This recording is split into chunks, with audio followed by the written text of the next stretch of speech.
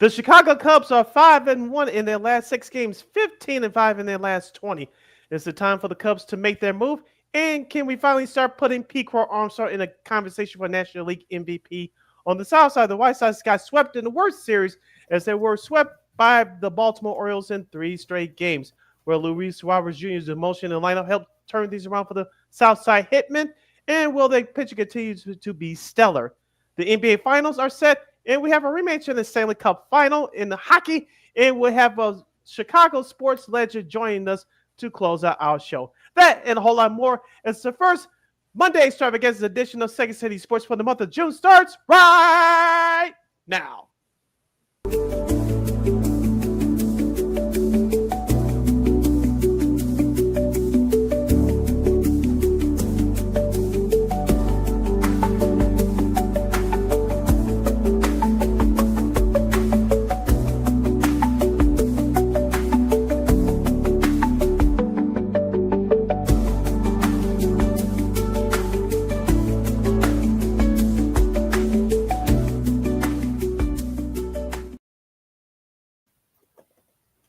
Welcome to this Monday extravaganza edition of Second City Sports, the first episode for the month of June, as you're locked and loaded, and we're live in living color right here on Sports Zone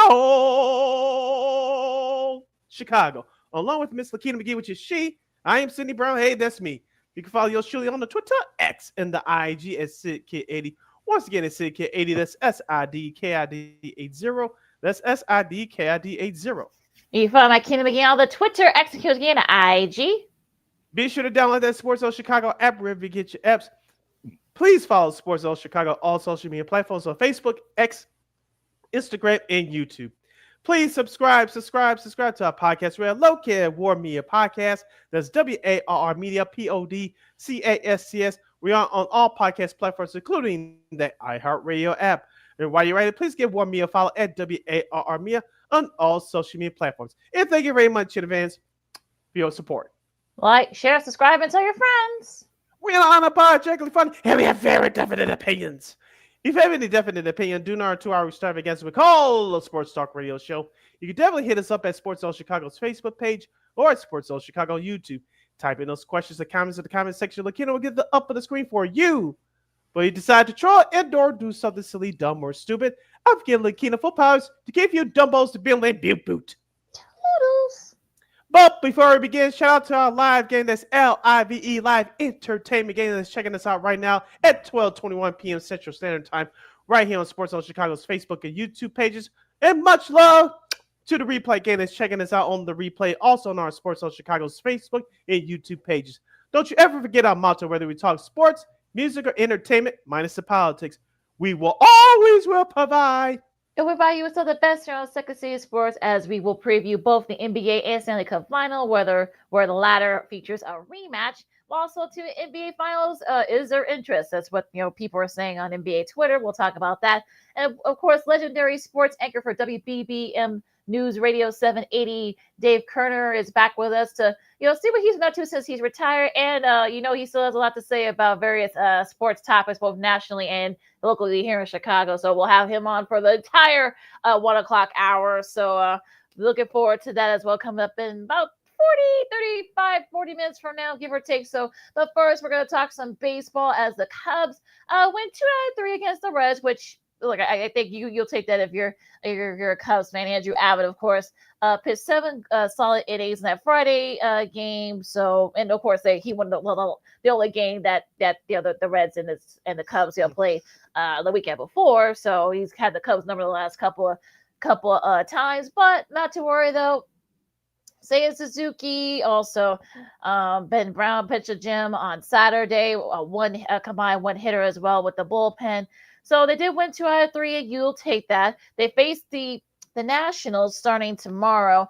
Now they can't look past the Nationals because Nationals have given teams fits this year, so you can't afford to look past them. They got some a solid group of young players that are not ready to win yet. That way, after that, they have to face Detroit, and they also face the Phillies. So they got a tough schedule coming up, but got to take care of business against the Nationals first. But Sid, look, I know outside of Friday's game, which is a little, they couldn't get it going, and and it says Colin Ray didn't have his best showing either. But what do you think about that weekend series against Cincy? It was all about the Cubs starting pitching. Shout out to Ben Brown, who pitched 6 innings, struck out 9, walked 1. It was that's part of that 2-0 shutout win on Saturday. I don't know if you caught Cubs pregame live yesterday. I had the chance to watch some of it, and I thought Cliff Floyd, who's one of their analysts, brought up a great point that he thinks that Ben Brown has finally started to turn the corner. I know there's been pressure on him to do well because of the injuries to Shota Imanaga and, of course, Justice Steele, who's gone for the year. And Ben Brown talked about it in his presser after the victory last Saturday. He was talking about how he pitched like he pitched. He thought that he pitched like he had. I'm paraphrasing. It was a purpose for him pitching, pretending that he had something to pitch for. That he pretended that his last outing that he had that it was so terrible. He had to stay focused. And we talk about it in sports all the time that during your first couple of years, you try to get acclimated to your teammates, to the system, to the way that you had to live your life as a professional, both on and off the field. And Ben Brown is getting to the point, at least according to Cliff Floyd, what he said on the pregame show yesterday. Ben Brown has started to figure it out on the mound. He doesn't have to put too much pressure on himself. He just had to go out there and pitch, and that's what Mr. Brown did for the Cubs last Saturday. Yesterday, Jameson Taillon didn't have the greatest stat line, but he kept the Cubs in the game. The Cubs offense actually came through for him finally once again. It looks like Taillon is starting to turn the corner as well. As we said before, someone on that Cubs starting side needs to step up. Both Ben Brown and Jameson Taillon both did that yesterday. So shout out to the Cubs starting staff. They were the difference makers in this series. Yeah, Taillon is now 5-3. So, and I think if you're the Cubs, I think you'll take that as you go into this this stretch of games outside of the Nationals. So it's going to be interesting to see how they do against like I said, this National squad. Horton pitches tomorrow for the Cubs. Matthew Boyd pitches on Wednesday, and Colin Ray will see if he can bounce back after that tough loss against the Reds. But yeah, I think if you're the Cubs, you can't. I know you got the Tigers and the Reds coming up, but you can't. You can't get past Washington. So it'll be interesting to see how the Cubs do. I think there's no excuse why this Cubs team can't win 2 out of 3 at the very least against this National squad. It'll be interesting, the kind of how Corey Counsell, especially of course last day's game, Kyle Tucker jammed his finger. It's not broken, fracture. It's just more of like a pain tolerance thing for him. So he should be good to go. He may miss a game, but that's fine. But I think if you're the Cubs, you can't get caught with your pants down looking ahead to to those games against the Tigers and the Phillies. Just get like that, take care of business so you can concentrate on the Tigers and the Phillies series coming up. You listen to Second City Sports on Sports Zone Chicago, the Monday extravaganza edition of the program, the first program for the month of June. LaKeena here, hang on here with you, talking Cubs. We'll get to the White Sox in a minute. Pete Armstrong had another strong game yesterday. LaKeena, he was 0 for 2 on Saturday, but he went 3 for 4 yesterday, and as we said before, he's dynamic in the outfield. He made that great catch in center field during last Saturday's 2-0 win. Yesterday, he was stellar at the plate, and we talked about it the last couple of years on the show. He's a very good base runner. We know what he can bring to you as far as defense with the glove, but that bat is very hard to stop right now. I know it looks like he's swinging at everything, but you put anything Miller in, he'll drive it out of the ballpark. He had 1 RBI yesterday. He was 3 for 4 from the plate. He is the catalyst for this Cubs team. And barring any major injuries, this young man is going to be hard to stop. And I know we talk about Kyle Tucker. I know we talk about Dansby Swanson, who's been hitting over 300 since early May. And we talk about Michael Busch, who had a home run yesterday. It looks like he's starting to get it going too. But I know Kyle Tucker makes that lineup better, and no doubt about that. But PCA is what makes that engine go for this Cubs team. If he's not on the people's NL MVP list, I don't know what they're watching. I have him as my top 3 candidate for NL MVP. The conversation has to start right now with him being that top 3 candidate for NL MVP. Yeah, he's right behind teammate Seiya Suzuki and, of course, Rafael Devers for the Major League leading lead in RBI. Don't forget about Seiya doing his. He had a couple of RBIs during that series as well. So, yeah, I think, look, you definitely got to put him in the conversation. Shohei will have something to say about that, but you wonder though, will it be like motor fatigue? I guess since he's already won like three in a row, it seems.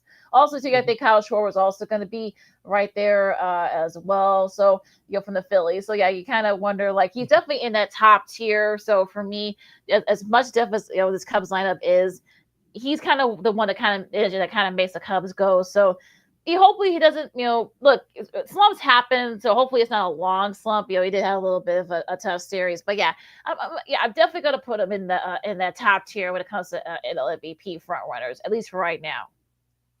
As I mentioned at the top of the show, the Cubs are 15-5 in their last 20 games. They've won 5 out of their last 6 games, and of course they're 37-22 overall, and they are in first place in the NL Central Division. Let's head over to the South Side before we break for the bottom of the hour. The White Sox lost all 3 games to the Baltimore Orioles in the worst series in MLB so far this year. Adrian Hauser was impressive once again for the White Sox, LaKeena, and only in his third start. 6 strikeouts, 1 walk, 3 earned runs, 8 hits given up in 6 and a third innings. LaKeena, we talked about this before. The White Sox they're going to build from pitching within, and they have gotten some great starting pitching lately with Sean Berg. I mentioned Adrian House, who was the starter yesterday. Davis Martin pitched his what off last Saturday. He lost as well, but the Sox do not have enough offense. And Luis Robert Jr.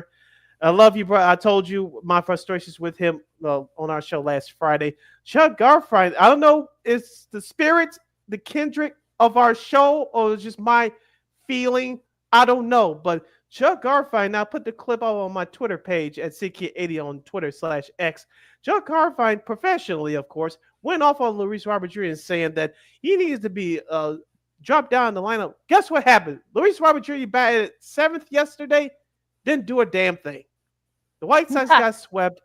The offense looked putrid overall. There's still a few guys that are still contributing with Chase Mydrop. Mike Talkman, I know he's going to get traded by July 31st, but he missed a home run by inches, or else the Sox maybe would have won the game. I know he hit a home run later in his next at bat. You still have Edgar Carroll. I think he's your starting catcher. That's Quero for those of you scoring at home. He threw out Kerstead yesterday at third base. How the hell you get picked off at third base? I don't know, but that was a great throw by Edgar Carroll yesterday, throwing Kerstead out yesterday. But the White Sox, they get good pitching, but when the offense is putrid as they have, and we know the bullpen is crap, even though they've been pitching lately, as the kids would say. When you don't have a consistent offense, this is what happens. It looks ugly and it looks sad, and that's what we saw for the Southside Hitmen this past weekend. Oh yeah, by the way, they play Detroit starting today. Yay! So yeah, but no that Tariq Scubo, yay! well, yeah, that's well, that's probably one good thing, I guess. But but it's kind of like crazy, especially that the little brawl, the little thing that happened between the Orioles, Kobe Mayo, and Lyndon Sosa. That whole thing was a little bit weird on Saturday, but I guess I digress. That was foolish pride by Mayo. Yeah, that was foolish pride. Yeah, by Mayo. Yeah, dude. Yeah, you try to start something that didn't need to be started. You need your butt kicked. I'll leave it at that. Yeah, 4 games, and then I guess AJ hits Scooble. I guess it's supposed to start on Thursday, but they may change that. So we'll see what happens there. But yeah, I mean, yeah, that's all I can say about the White Sox. I mean that I guess if you're a Baltimore fan, I guess that was a series that you needed. Kind of was just what the doctor ordered. So like I've got nothing. I know there was this little meme on Twitter with well, yeah, and it's such like I don't know what you're gonna do with him at this point. But yeah, I mean, like I said, you hope that maybe you were hoping that maybe you could trade him, but the fact that he's now batting 7th and still did not Tonight's hit matchup is Jack Flaherty versus Jonathan Cannon. Tomorrow's matchup we will have Shane Smith. Shane Smith against undecided. Wednesday we will have. Let's see if I can find it here on my computer. Casey Mize versus Sean Burke. Mm-hmm. So yes. So it'll be interesting to see what happens there. I mean, look, Robert Jr. There was a little meme up of him. Again, like I said, I don't know if he look.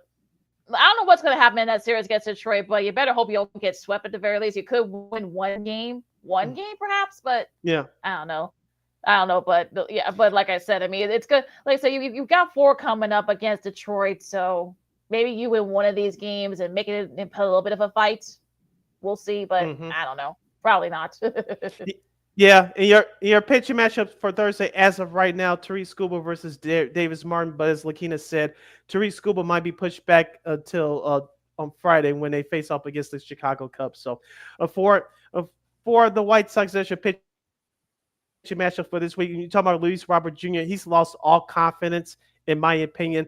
I'm sure he wants to be somewhere else. Here's the secret: if you want to be somewhere else, start playing better so Chris Guys can trade you. That's how this works. I don't know about you, LaKeena. Unless something's changed, let me know. But how this works is you be on your best behavior. You do what you're supposed to do. Go beyond your duty of your job, and you'll get moved. It's just that simple. I don't know. Not rocket science. So we'll talk about the rest of baseball too, and of course, we'll also preview the NBA Finals as well as the Stanley Cup Final coming up later this week. The Stanley Cup Final starts on Wednesday, while the NBA Finals will start on Thursday, so we'll talk about that as well. And also baseball too. LaKeena McGee, Sidney Brown, Second City Sports on Sports of Chicago. Baseball, hockey, and basketball talk coming up right after this. This year, my mom got me the perfect bag for back to school. These colorful binders help me stay organized. These headphones are just what I need for studying. These new sneakers are just what I need for the new year. This jacket is a real must-have. My parents got me the skateboard I wanted. It's pretty cool. These scissors really come in handy in art class. These colored pencils, too. These new socks, they can be a real lifesaver.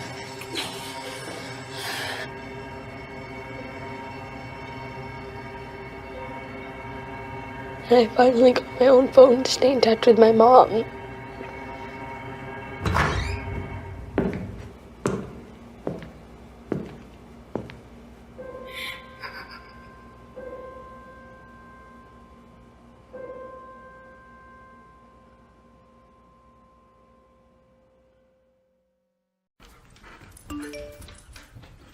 Trisha's having a sleepover tonight. Can I go? I wonder about Lucy's friends. What should I say? I know you're only 10, but one of these days a friend will offer you a drink. And alcohol at your age can lead to so many things. None of them good. So can I go to the sleepover? Lucy, I want you to promise me I something. finished my homework. Bigger promise. If there's any drinking, I want you to say, "No thanks, not my thing." Mom. I promise you, your real friends won't care. Deal? Sure. Really? I promise, Mom. They really do hear you. Did you pack your toothbrush? For tips on how to start the talk, visit underagedrinking.samhsa.gov. A public service message from the Substance Abuse and Mental Health Services Administration.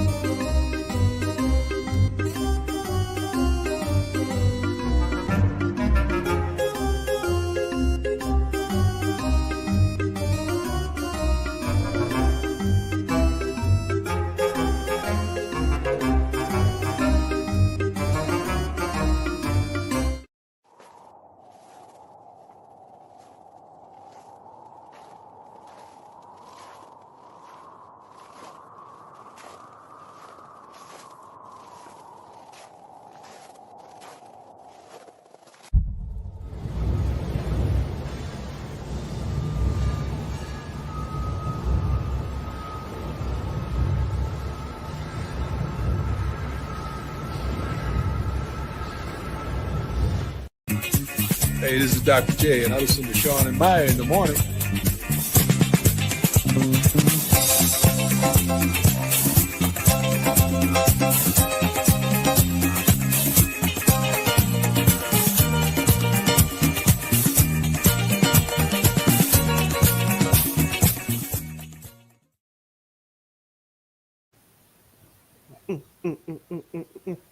Welcome back to this Monday extravaganza edition of Second City Sports on Chicago, the first episode for the month of June. You're locked and loaded, and we're live in the living color. I'm Sid, that's LaKeena. You can follow yours truly on the Twitter, X, and the IG at SidKid80. Once again, it's SidKid80. That's SIDKID80. That's SIDKID80. You can find my kid McGee on the Twitter, executes again, IG. As we continue the baseball talking, plus preview to both the NHL Stanley Cup Finals and the NBA Finals between the Pacers and Thunder for this segment. If you have any questions or comments with those subjects on the table, you can definitely hit us up at Sports Zone Chicago's Facebook page or at Sports Zone Chicago on YouTube. Type in those questions or comments in the comment section. LaKeena will get them up on the screen for you. Gonna keep it short and sweet here since we got a lot to talk to jam through these next 20 minutes before our buddy Dave Kerner comes on. We'll start with the Mets. Of course, they swept the Rockies. But other than that, I mean, the Rockies, I tell White Sox fans, look, it could be a lot worse. And well, so the Rockies are now saying, hey, hold my beer. We saw the White Sox break all kinds of records last year, but now the Rockies are 9-50 after 59 games, and just a lot of putridness and such. So I remember Tim Kurcher from ESPN saying that the Rocky season, and I quote, is a systematic failure all the way down. So he didn't say that about the White Sox. So I would say it could get worse. It could be worse, White Sox fan. That's all I can tell you about that. Yeah, it still sinks if you're a White Sox fan like yours truly, but you're starting to see some hope on the horizon. As I mentioned with the young players earlier in our last segment. But for Colorado, it needs to be a clean sweep from the scouting department on down. I know some of the fans are starting to say sell the team. The general manager got the boot. I know Bud Black unfortunately got the boot.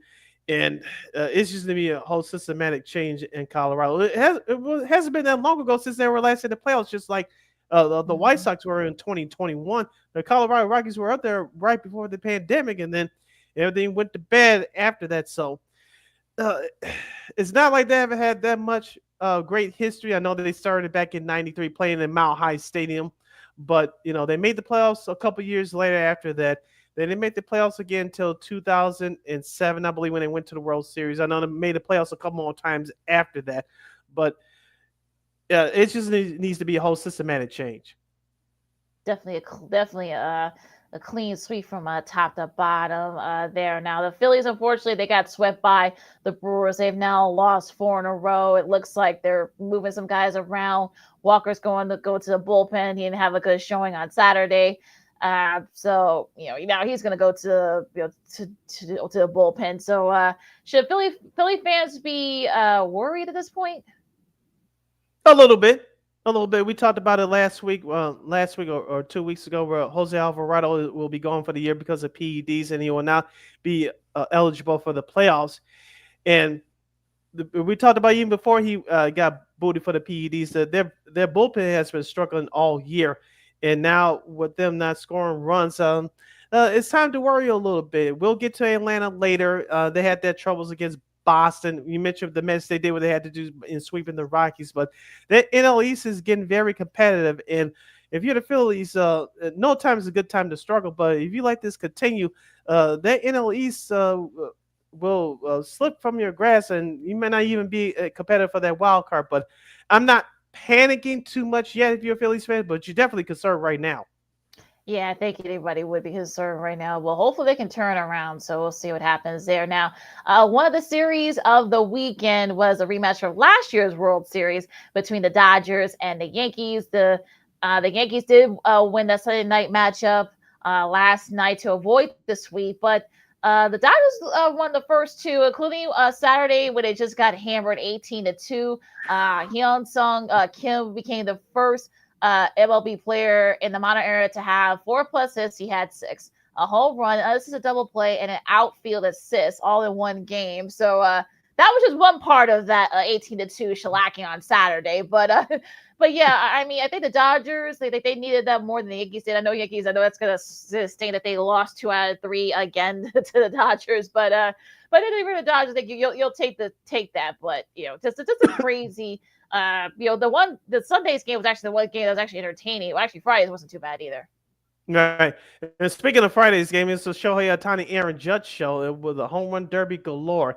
I know that Mhm. Max Fried got fried, no pun intended. Cue the rim shot, soundbite. But both starting pitches for the Yankees and Dodgers were not up to par. We saw offensive show. It was entertaining for that standpoint. But last night's game, the Yankees came together. That's a great starting pitching and timely hitting, and that's how they avoided getting swept. But for the Dodgers, as we talked about before, it's about getting guys healthy in time for the playoffs. You started to see some of the young guys perform like Andy Pages, and you still had Teoscar Hernandez there as well. So for the Dodgers, just to get healthy. And then for the Yankees on the flip side, I know Giancarlo Stanton hasn't been there all year, but hopefully they get him back.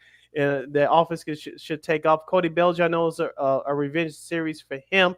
And let's not forget about Carlos Rodon. He's been pitching very well for this Yankee squad. I know uh, Gavin, his name escapes me for a moment. Garrett Cole, sorry, is out for the year, but Carlos Rodon has really stepped up. And Max Fried, I know he didn't have a great showing last Friday, but he needs to turn it around as well. So the Yankees, I still believe they're going to be right there for the AL East, but as you mentioned, the Dodgers need that series more than the Yankees did this weekend. Staying in that the NL West division. The Diamondbacks lose 2-3 to the Nationals, the aforementioned Nationals. But Corbin Burns, a little concerned there because he left after the fifth inning of yesterday's game. So Saturday's game, I should say, and that's not good. So we'll see what happens. Hopefully, it's not a serious injury because the D-bats need him if they want to stay within striking distance of maybe not the NL West, but in the NL wild card. So we'll see what happens there. Now, the Padres, they won 2 out of 3 against the Pirates. And San Fran, they win 2 out of 3 against the Marlins. So still a little bit of a logjam there in the NL West, but at least right now the Dodgers are hanging on. Yeah, as we said before, it's going to be a dogfight all year for that NL West title. I think the Dodgers will eventually take it, but San Diego's right there, as you mentioned.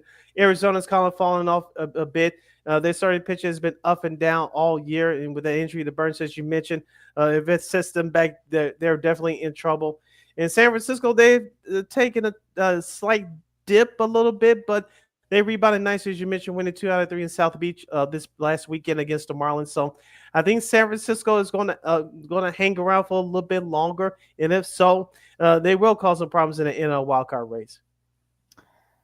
Going to the AL East, back to the AL East, we talked about the Yankees was losing 2 out of 3 to the Dodgers, while the Blue Jays, they swept the A's, and they've won 6 of their last 7. It looks like, Addison Barger, this go-ahead home run helps seal that series, that sweep against the A's. So, they're still right there. Not Detroit, but Boston. We talked about them. Rafael Devers, of course, leads the league in RBIs. They Kiss win my 2 bat. out of 3. Yeah, 2 out of 3 against the Braves. So they had a nice series win there. Tampa, after winning 7 in a row, they lose 2 out of, well, they split their series, I should say, against Houston. So they kind of evened out there. But yeah, the AL East, I know the Yankees are still up there 5.5 up on Toronto, but it's gonna be it might be a logjam for those wild card spots. Yeah, and it's one of the reasons why Baltimore had to sweep the White Sox, because even though they still believe 15 games under 500, Baltimore could make a run, but they got to get some starting pitching. Charlie Morton, going back to our last segment, he pitched well enough against the White Sox to win. He is now 6-0 in his career against the White Sox. Go figure.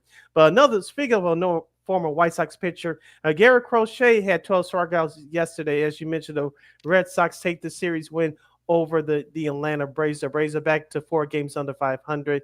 And as you mentioned, the Toronto Blue Jays, they're doing it very quietly with their bats, and they take care of the Oakland Athletics of Sacramento, as we call them on this show, with that sweep up there in the stadium formerly known as Sky Dome last weekend.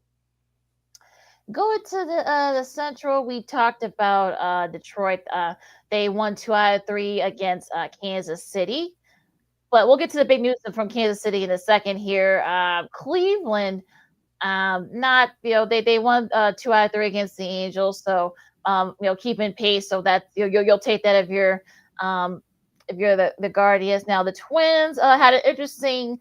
Well, they lose 2 out of 3 against the Mariners, but on Friday they're only winning that series.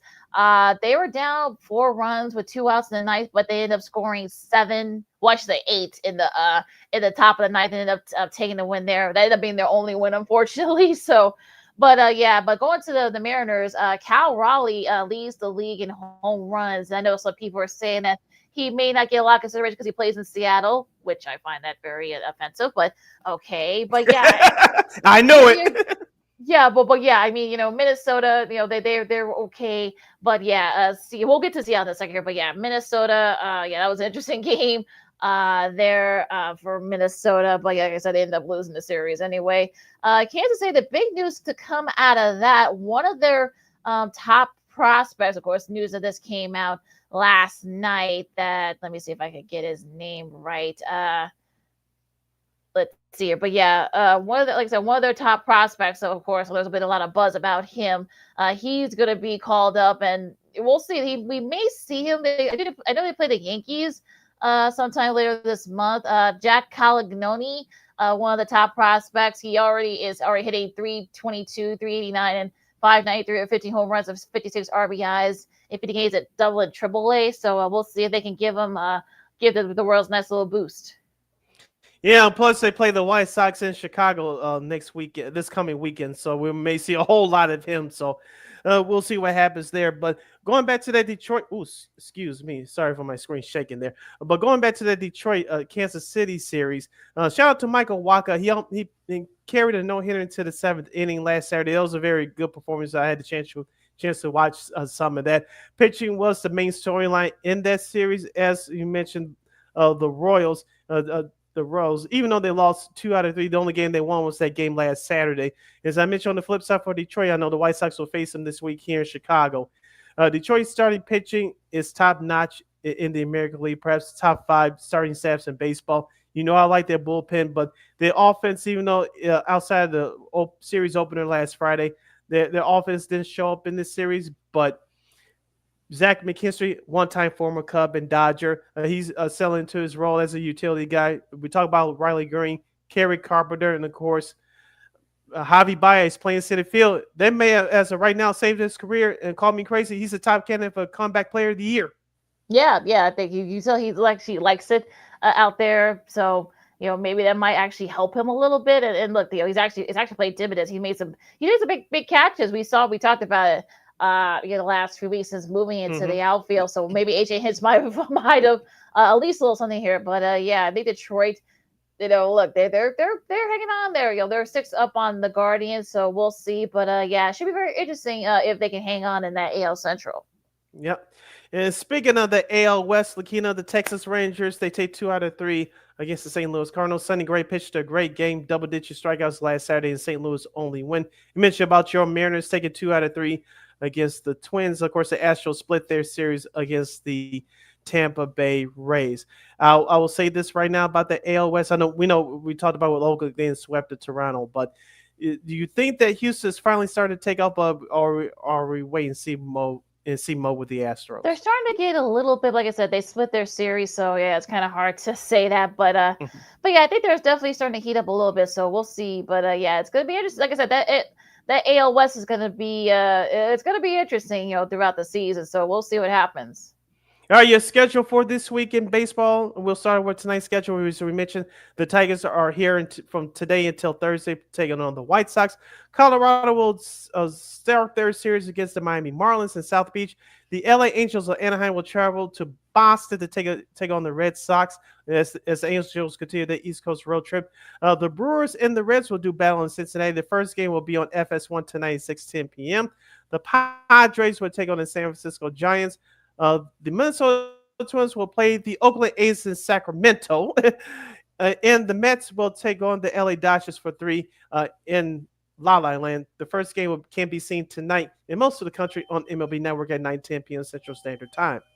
Should be a fun series there. Now your Tuesday games some of these series will start tomorrow. Houston and Pittsburgh, the Cubs and the Nationals, Cleveland and the Yankees. That's a rematch of last year's ALCS.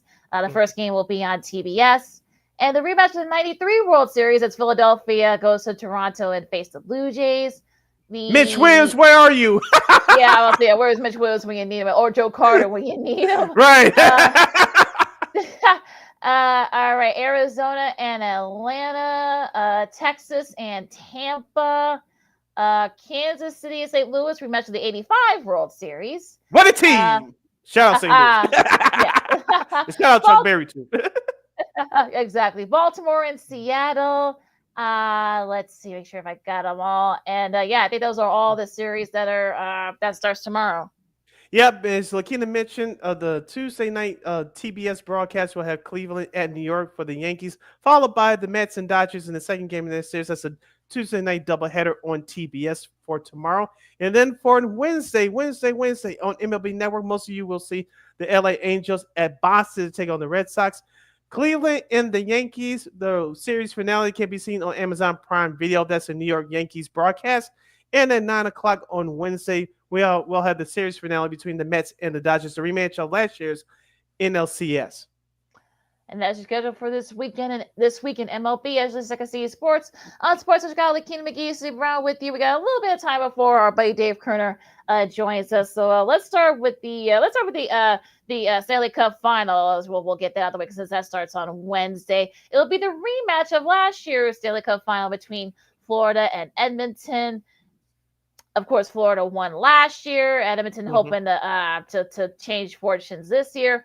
Now, just special note though, these games are going to be on TNT. True TV is streaming on Max. So, of course, like I said, TNT. We talked about it last week. TNT, has the Stanley Cup Final this year as part of that deal with ESPN. But I think for me, Sid, it's really going to come down to not necessarily goaltending, but I think the stars. I think Sam Reinhart, we know he made a big showing last year in that series. Leon Draisaitl and Connor McDavid, we didn't see them that much. You didn't hear their names that much during last year's final. Barkov, was right there too. So I think for me, it's really going to depend on which one of these two teams can set the tone early, I think. And also, too, it's going to come down to the special teams with the power play as well. I know Florida's done very well, in these playoffs, but we know Edmonton, as you mentioned, they have the firepower as well. Know that Edmonton has the home ice advantage for this series. I think Florida will still win these first two games in this series, but the question is, can Edmonton steal two games from Florida in Florida? If they can, I think they'll win this series. If not, I think it's going to be not close to an easy series win for the Panthers, but I think it's going to be a tough go around this year for the Panthers. I think you could book it that Florida is going to split one of these first two games at Edmonton. The question is, can Edmonton steal two games from Florida's home ice when we get to South Florida? I think that's going to be the main key here, along with the power play. My quick prediction is I'm picking Edmonton in 7. Bobrovsky is going to be could be a big factor here this series as well. He was last year. He's one of the reasons why Florida ended up winning. So yeah, I'll also say I'll say Edmonton is 7 just because I think Canada, after it's been 32 years, they need it. It's long due for them to win another Stanley Cup. And I just checked that they are Kenny Albert and Eddie Olczyk are going to be traveling to Edmonton for this. They're going to be Edmonton. They're going to be doing it remotely. So okay, smart. TNT, but yeah, we'll see what happens. But yeah, it should be a fun series, though. I really hope this goes 7, especially since it's going to be on TNT this year. Yeah, and the NHL Commissioner Gary Bettman is excited at least halfway, even though you're not going to get the USA viewership because Edmonton's in Alberta, Canada. You have a Canadian team in the finals once again for a back-to-back season. So good times according to them in the NHL. But like you said, I hope it's an exciting series. I think it will be. Yeah, it should be. Like I said, it should go to distance. Now, on the flip side, though, for NBA Finals, which starts on Thursday, it'll be, of course, OKC against Indiana. Of course, the Pacers finish off New York on Saturday. And like I said, we'll talk about the TNT stuff with our buddy Dave Kerner coming up during the 1 o'clock hour. But yeah, it was, like I said, it was basically all Pacers for the most part in that game 6, and I know that they probably did not want to go to a game 7. Back in MSG, 125-108. The Pacers finished off the Knicks. Their first NBA final in 25 years since 2000. Of course, they lost to Kobe, Shaq, and the Lakers that year. So, quick synopsis of that Game 6 and the quick preview of the NBA Finals.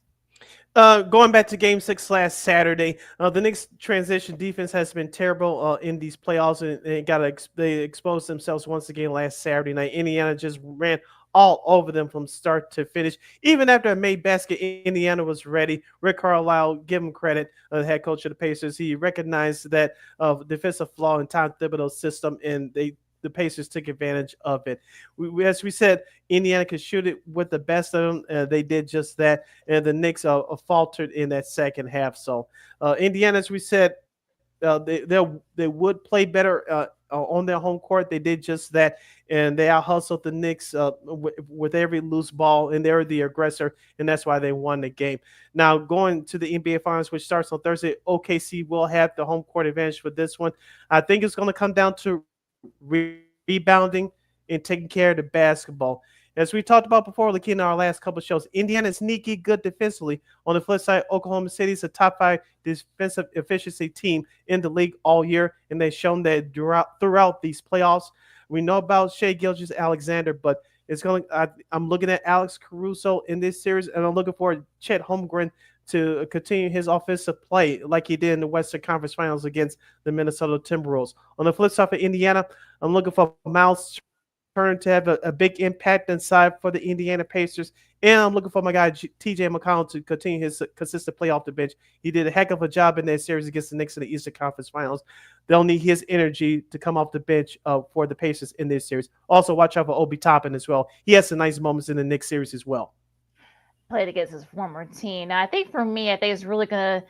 We'll be just see if the Pacers just let SGA do his thing, just try to slow down everybody else, slow down Holmgren, slow down Williams, slow down Caruso and the rest of that group. You wonder if that's going to be Rick Carlisle's game plan. Now, as far as Halliburton, he can't afford to have off games. That's why he didn't win MVP of the Eastern Conference Finals as Siakam did. I saw that. I think. Especially if you're, So I think that's going to be the plan for the Pacers. As far as the Thunder is concerned, I think just, like I said, try to just make your shots because, we know the Pacers can play defense with the best of them. So, look, I know this is not the matchup that, ABC and ESPN execs didn't want, but it should be a very entertaining series. And look, you got Halliburton and SGA and such. So, it should be an entertaining finals, unless I'll be watching it. So I'm fine with this NBA final. I'm going with OKC in 6. I'm giving the Indiana their respect they deserve, but I think most people have OKC in the sweep or at worst a 5-game series. I'm giving Indiana an extra game. I'm going OKC in 6. See, I got the Thunder in 7. I have a feeling that the Pacers are going to be a lot more, pesky than they thought. And I think they're going to feed that as motivation. I think they know that folks don't think they belong in the finals. So I think they'll use that as motivation to feed off that. So this could be some very interesting, entertaining games. So I got the Thunder in 7. I know I'm probably the only person that's probably feeling that way, but I have a feeling that might happen. All right. As we mentioned, the NBA Finals between OKC and Indiana will start on Thursday at 7:30 p.m. Central Standard Time. All games can be seen on ABC. Stay tuned for more sports and more fun as Second City Sports, the Monday Extravaganza edition continues with Chicago sports broadcasting legend, the Hall of Famer, Dave Kerner will join us to close out the show. You're listening to Sports Soul Chicago. This year, my mom got me the perfect bag for back to school. These colorful binders help me stay organized. These headphones are just what I need for studying. These new sneakers are just what I needed for the new year. This jacket is a real must-have. My parents got me the skateboard I wanted. It's pretty cool. These scissors really come in handy in art class. These colored pencils, too. These new socks, they can be a real lifesaver.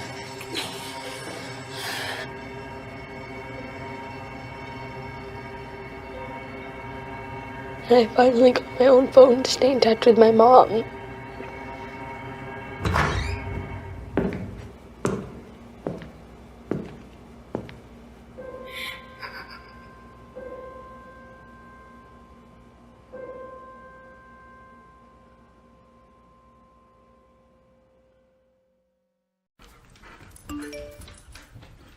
Trisha's having a sleepover tonight. Can I go? I wonder about Lucy's friends. What should I say? I know you're only 10, but one of these days a friend will offer you a drink. And alcohol at your age can lead to so many things. None of them good. So can I go to the sleepover? Lucy, I want you to promise me I something. finished my homework. Bigger promise. If there's any drinking, I want you to say, "No thanks, not my thing." Mom. I promise you. Your real friends won't care. Deal? Sure. Really? I promise, Mom. They really do hear you. Did you pack your toothbrush? For tips on how to start the talk, visit underagedrinking.samhsa.gov. A public service message from the Substance Abuse and Mental Health Services Administration.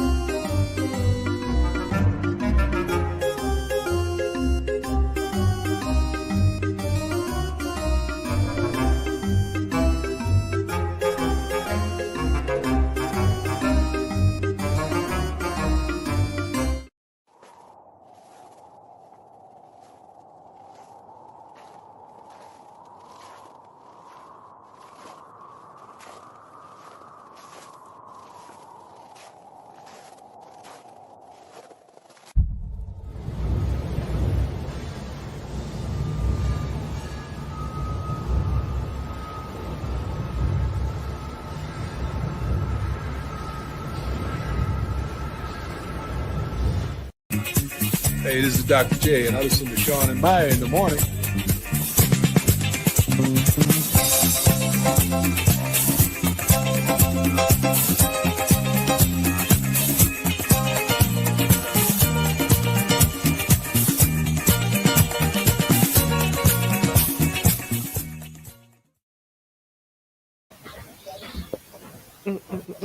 Welcome back to Second City Sports. So this Monday extravaganza edition, the first one for the month of June. You're locked and loaded, and we're live in living color right here on Sports Zone Chicago, along with Miss LaKeena McGee, which is she. I ain't Sidney Brown. You know it's me. You can follow your Shirley on the Twitter, X, and the IG at SidKid80. Once again, it's SidKid80. That's SIDKID80. That's SIDKID80. You can follow LaKeena McGee on the Twitter, X, and again, the IG. If you have any questions or comments for us, as we have a special guest to kick it with us here for the second hour of the show, talking Chicago sports and more, you can definitely hit us up at Sports Zone Chicago's Facebook page or at Sports Zone Chicago on YouTube. Type in those questions or comments in the comment section. LaKeena will get the up on the screen for you. Now, of course, this legendary sports anchor for WBBM Newsradio 780 has been retired for the last couple of years, but he still has a lot to say about various sports topics, both locally and nationally. So we're going to have some fun with him over this next hour or so. So please welcome the one, the only, the legendary Mr. Dave Kerner. Dave, how are you? How are you guys? I don't know why you can't see see me, but you know what? That's okay. Well, so you might have to refresh a little bit, but that's all right. It's okay as long as we can hear you. So it's fine. So let's start with baseball since we're in season with that. The Cubs. Now, of course, the Cubs got the best record in the National League right now. They're in first place in the Central. What do you think the ceiling is for them? Well, I got to admit, I'm a little surprised at what the Cubs have done here in these first couple of months, especially when you consider they were searching for a third baseman. They had to send Matt Shaw down, didn't have a closer. Now they seem to have both. So they stay healthy. The middle inning relief hangs in. They would be favorites, to win the division. Now, I don't know about the best team in the National League. You know, I think you could probably argue that the Dodgers haven't really hit stride yet. Maybe the Phillies haven't quite hit stride yet. But just looking at the makeup of the Cubs, in terms of their depth, they're very, very solid top to bottom. And as long as they stay healthy, and again, as long as that middle inning relief, that's the part I worry about. You know, I think you could worry about the closer, but maybe Palencia is the guy. They're going to win the division. So how far can they go in the playoffs? That's the big question. I think the National League, though, is pretty loaded. I believe a day or two ago, didn't you have, including the Cubs, I think 4 teams in the National League, all with that same record, like 15 over 500. So very strong at the top, maybe not so strong at the bottom, but the Cubs are thriving right now, and I give them a lot of credit. They endured a tough schedule at the start of the season, and it's really helping them out now. Talk to us about Pete Crow Armstrong. We saw flashes of his talent last year. Yes, in a different jersey number as well. Now he's wearing jersey number 4 this year. And I said at the beginning of last month, the way he came out to start the year, that maybe you could start putting him in the conversation for National League MVP. Now we're sitting here on June 2nd. I said at the first hour of our show that he should be top 3 in most people's list for National League MVP. What say you about PCA for 2025 so far this year? Yeah, absolutely. Top 3 right now. Certainly he's going to make the All-Star team. You figure he's going to start. It's like the light bulb went on with him, right? Last season, I mean, we saw the flashes defensively. We didn't really see it at the plate, but it's almost like the discipline, the comfort level, it's all just kind of gone on for him. And now he's thriving. I mean, he gets clutch hits. He gets clutch extra base hits. That grand slam a week or so ago in Cincinnati was phenomenal. I mean, that was, it reminded me of that. If you guys remember that big Chris Bryant game in Cincinnati back in 2015 when he hit, I think 3 homers and 2 doubles. Same kind of electricity, if you will.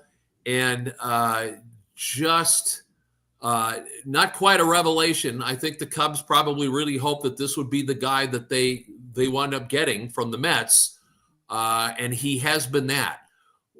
In the MVP conversation, absolutely. I think, right now, as his chances go for getting that, that'll tie into how the Cubs do really in the regular season and the playoffs. If they win the division and go deep, he could well be the MVP in the National League. And I wouldn't have dreamed of that in February. Do you see the Cubs making any big trades before the trade deadline, whereas to add another reliever, maybe beef up that that middle relief? Yeah, it's an interesting question. I think there's still a little time to determine whether they need a big trade or not. Let's see how this bullpen holds up in June. I don't have their schedule in front of me, so I don't know what's ahead. But it's got to be easier, the schedule, than it was in April, for example. So if we assume maybe that it's a little easier, they got a few more games with division rivals in there. Let's see how that goes before I think you determine whether the Cubs need to make some sort of a deal, certainly to get help in the bullpen. Maybe a little early to say that right now.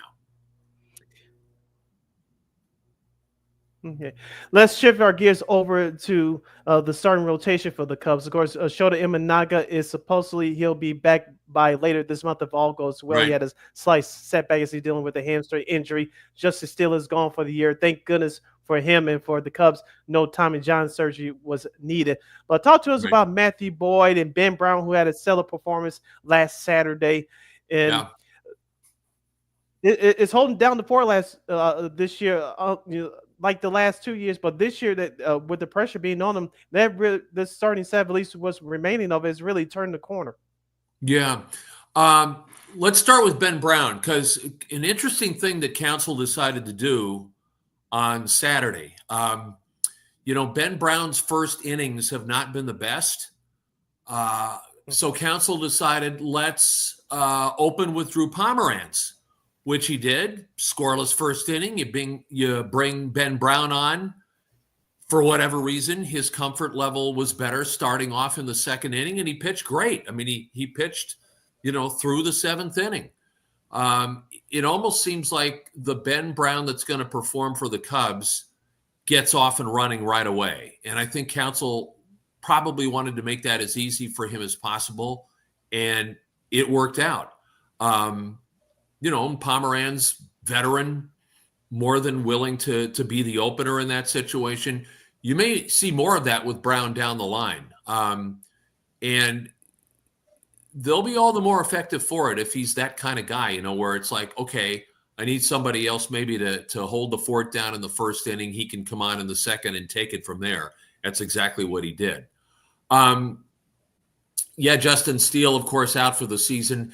Imanaga, recall that before the injury, he also, I think, had to leave his previous start because of cramping. So hopefully whatever it is that's been going on with him for the last few weeks, once he's back and ready to go, he will be back and ready to go right on through, because I think the Cubs will need him. Without Steele, you need a couple of arms you can rely on, and Imanaga can certainly be that guy. Matthew Boyd, honestly, I think he's done about what I thought he would do. Good, solid, steady left-hander, knows how to mix the pitches, can also eat some innings. I think it's important with him that they can keep getting like 6 innings out of him. If they do that, Cubs pitching generally long haul a lot better off. Now, Kyle Tucker's already, that trade's becoming, paying dividends for the Cubs, but unfortunately, he doesn't have a contract yet. So, do you think the Cubs, can resign no matter what happens, the rest of the season with them? I don't know. LaKeena, I'm not saying it won't happen, but I think what will happen is we get to the end of the season. If it's successful, if Tucker is healthy, he's going to want to see what the rest of the market has got. But I think his Cubs experience is such that may actually give them a leg up when it comes to trying to re-sign him. But the question, as always, right, with Cubs management and any star player, how much of a long-term commitment are they really willing to give out? And I think if the Cubs win the division and they go deep in the playoffs, I think they have to look at a Kyle Tucker and be willing to give him a long-term deal that's going to last, and decide that, he needs to be a part of this future beyond just 2025. Hopefully they will do that. I can't say it's guaranteed, but the numbers and the results and the health, I think that will all kind of come into place, or those things will take place to the point where Jed Hoyer and company are going to be able to make a decision that I think will benefit the Cubs in the long run. I don't see Tucker tailing off. He's actually posted pretty consistent numbers in my book. So let's keep him healthy. Now, I know he got hurt yesterday. He jammed a finger, so that's like a day-to-day thing. He'll probably miss a couple of games, I would think. But let's assume that I think his numbers, which have been very, very solid, are going to continue that way. And that, again, if the Cubs have that playoff success, then that gives them a real opportunity to try to sign him to a long-term deal in the offseason. I think the Cubs seriously have to look at that. Speaking of another star the Cubs need to pay attention to this year is Seiya Suzuki. I know he's been injured during his time in the Cubs uniform, but so far this year he's been healthy for the most part. He's putting it all together. He's top 3 in Major League Baseball in extra base hits. What do you expect out of Mr. Suzuki for the rest of the year? And how about RBIs too? Yeah, it seems like depending on who they lead off with, if it's been Happ or PCA. The point is the Cubs are setting the table very nicely for Suzuki to drive in runs, and he has done just that. Really valuable in that spot right now. He's probably hitting the ball as well as he's hit as a Cub. And again, knock wood, you hope that the health hangs in there for him, because that's the one thing that can derail it for him. But again, so far, first 2+ months, can't complain about what he's done. I think he's got over 50 RBIs. A 100 RBI pace for him would be great. That would be, you'd say one season of 100 RBIs alone, and you've gotten back the investment that you put into him. So health-wise, hopefully it continues. I think the Cubs also have a pretty intense stretch of games coming up here, maybe like one off day in the next 3.5 weeks. So I think depending on the opponent and the matchup, it wouldn't be a bad idea for Counsell to sit Suzuki here and there. but that's to really keep him fresh for when they're going to really need him in August, September, and hopefully well into October. Talk to our buddy Dave Kerner, formerly of WBBM Newsradio 780 here on Second City Sports on Sports Social Chicago. LaKeena, McGee, Steve Brown with you.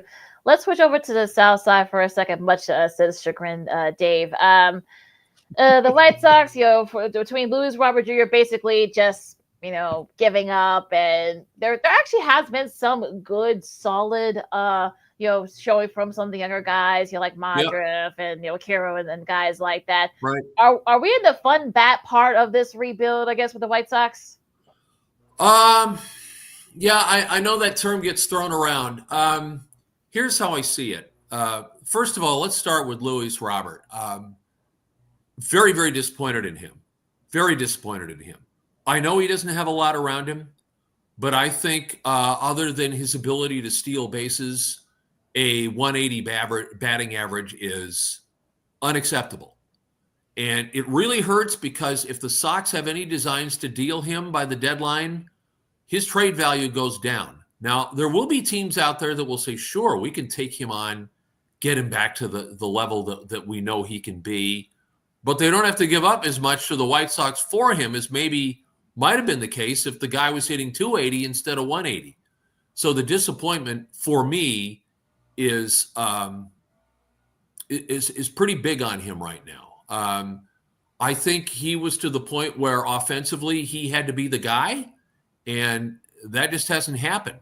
And I think that's probably cost the White Sox, not he singularly, but he, as much as anybody, has cost them maybe a few wins in close losses that they have had. I think the stretch of ball that they're in now, pretty much every loss has been 1 or 2 runs. So that tells you that the pitching is keeping them in it. So in that regard, I give some kudos to the pitching staff in general, other than the closing situation, which they still need to figure out. I know they got a couple of kids, at least one at AA, who they might be able to get a look at later in the season and see if that could be the closer. But aside from that, it doesn't seem like they've got that on the major league roster right now. What they do have, though, is some starting pitching that eats innings. And that's a good thing, and that's kept them in a lot of games. And that, to me, has been the good part of the White Sox so far in this first 2 months. If that pitching can hang in there, they find a few more bats that can heat up. And I think some of those 1 and 2 run losses we've been looking at for the last few weeks, some of those are going to turn into wins. And I think there is the potential, certainly for the second half of the season, to be a fair bit better than it's been thus far. And even as it stands in this first 2+ months, despite Robert's bat, it's been encouraging. And speaking of encouragement, give us your early thoughts on new manager Will Venable. Of course, we all know what happened with Pedro Grifol last year. He was in over his head, and Jerry Reinsdorf decided to let him go after the trade deadline.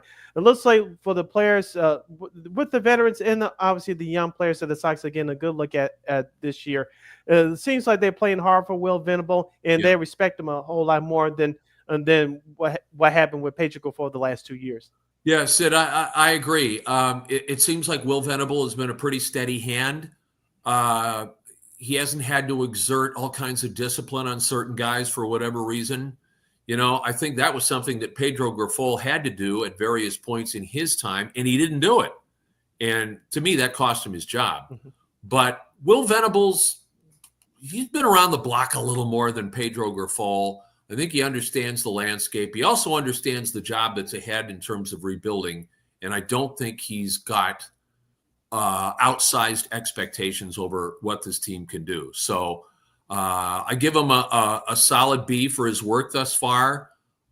I think he's been a pretty good leader on the bench. And I don't have any fault with what he's done in this first 2 months. You might say, well, what's he doing with the closer situation? Why does he keep, for example, putting Jordan Leisure in spots that don't seem to work out? But, part of that may be his own look at those pitchers from day to day, and at least the back end of the bullpen. And he asked herself, all right, who's my best guy today to get me the last 3 outs in the 9th inning if I need it? And he keeps looking at it right now and saying, yeah, it's leisure, even if it's not a guy that is succeeding. But that's part of having to deal with the roster and the talent that you've got. I think he's doing a pretty solid job with it. You might have kind of wondered why he kept going with Andrew Vaughn like he did. Mm-hmm. And of course, there was the controversy with Tim Elko coming up, and now both of them are in the minors. Kind of figures with these guys, doesn't it? You might have a little criticism for that, but part of it too is, Venable as a first-year manager probably looks at veterans that have offered some production in the past and maybe tried to give them as much of an opportunity to continue to produce as possible. And they just reached the point where it's like, you know what? In Andrew Vaughn's case, you got to go back to Charlotte or go to Charlotte, where he hasn't played the minors, in a few years. So is what it is. He's taking the talent, I think, and getting as much out of it as possible right now. And I think, at least in this early stage, you could say for this group that's here, he's the right man for it. Now, do you think the White Sox can get something? Can get something for guys like Tauchman, Benintendi? Well, we'll leave Robert Jr. out of it because I don't think he's going to be able to turn it around these next 6-7 weeks. So, what do you think? Yeah. Maybe a little bit here and there. I don't know if they'll get anything like super long-term tangible. Maybe if there's like a young prospect out of the bullpen that they decide they want from some other organization, they could maybe send a Tauchman over to that team for that arm. Part of this too, let's face it, it's going to come down to maybe with the White Sox and trade deadline, you're going to have contenders that will look at their club in the last 2 months of a season and say, all right, what do we need to try to get us over the top? And if a Benintendi fits that bill, a guy that you can play some in the outfield, DH some, if a Tauchman is that kind of guy, then those are the teams that Chris Getz has got to really try to burn the phone lines with if he wants to trade them and get some people in return. In terms of immediate help, I don't think you get any immediate help for those guys. Again, to me, it's going to be more prospects, maybe AA when it comes to making trades. So to me, getting rid of those veterans is more getting the prospects for the future than anybody you think is going to be of some real value for you in the last 2 months of this season. I want to go to the ownership situation for the Chicago White Sox. Dave, with you. Of course, Matt and Justin Ishbia, they both own the Phoenix Suns of the NBA. They both stake into the ownership of the Chicago White Sox, even though Jerry Reinsdorf still has the final say, of course. The Polak family is they had put their team up for sale, talking about the Minnesota Twins. And the Ishbias had interest in that, but they backed down the last minute and decided to come to the south side of Chicago. Give us your take about that situation that took place in the offseason. We know that Jerry Reinsdorf lost his wife a few years ago, and we all know that in his will, whenever he passes, that the White Sox will be sold and they're going to keep the Bulls. So, give us your thoughts about whenever the White Sox will turn over their future ownership to the Ishbia brothers. Well, the first thing is I have to admit I was surprised that the Ishbias backed out of the Twins situation. I don't know, honestly, financially, I don't know what's going on there. You figured that's a very nice, relatively new ballpark. Team has always been pretty strong, especially in the minor leagues. Why would you get out of it? There obviously were reasons to doing that. Now, were those reasons such that even though Jerry Reinsdorf would never promised them, a shot at majority ownership down the line, but just kind of looking at the future and thinking, okay, if we get out of the Twin situation, so be it. But at least we are in a situation where we could be, majority investors going forward, and that would be the White Sox. So that one, again, is a little tough to figure out in terms of getting out of the Twin situation. But here they are in a position where they could become majority owners if Jerry Reinsdorf passes on. Jerry's passion to me was always more baseball than basketball. I mean, Michael Jordan sort of fell into his lap. It worked out great for him. Hired the right guy in Jerry Krause to build those teams, and the rest is history. But it was always baseball. You know, his Brooklyn roots such that he always wanted to see the baseball product thrive. But now, of course, in his advanced age, given how things are in the game these days, his desire, even at this late stage of his life, to try to get the team into a better ballpark situation, that's all and good. But I think the understanding that when he passes, the White Sox will be sold, I'm not surprised by that. I don't sense anyway that Michael Reinsdorf has any interest in any kind of White Sox ownership. I think he's fine kind of running the Bulls at this point. So that's where it is. I think at least the Ishbias have first dibs, if you will, at acquiring majority ownership of the White Sox when Jerry passes. And when that is, obviously we don't know. As far as we know, Jerry's in pretty good health, so it could be a long time yet. The one thing that I don't see happening, at least as long as Jerry is alive, is the White Sox getting themselves a new ballpark somewhere in the city. For the main reason, to me, the state of Illinois just isn't interested in it, you know, and you need the state's interest in this idea if that's going to happen. And I don't sense enough of that to the point where Jerry Reinsdorf would say, sure, I'll be all in on it, you know, all in on a move. And he doesn't want to have to, you know, foot pretty much the entire bill himself. So he continues to run the team. Hopefully this gets management, allows them to improve, even if it's going to be incremental over a period of time. But I think the brothers that are sort of in waiting will get their chance if Jerry passes on and the White Sox are for sale. We're about halfway home with our buddy Dave Kerner, formerly of WBBM 780, Newsradio 780 here on Second City Sports on Sports Chicago. LaKeena, McGee, Sidney Brown with you. Now we'll talk about another stadium situation involving the Bears in a little bit here, but let's talk about on the field first. The Bears, of course, they had their OTAs in the last couple of weeks. With all the moves, you know, we won't ask you about record yet, Dave, because of course it's too early for that. But what do you think? Can the Bears be a better team than they were the last few seasons? No reason why not. You know, I think Ben Johnson obviously comes in with the more organized and maybe some different ideas in terms of how this offense has to function. I know a lot has been said about Caleb Williams and his capabilities and all this stuff about his dad popping off on how he didn't want the Bears. You know, he didn't want to go to the Bears. And I think all that's going to be put aside, and it's going to come down to you know, Caleb listening to these offensive coaches and running the system that they want. And I think he can do it. To me, under those dire circumstances last season with that long losing streak, he showed an awful lot to me.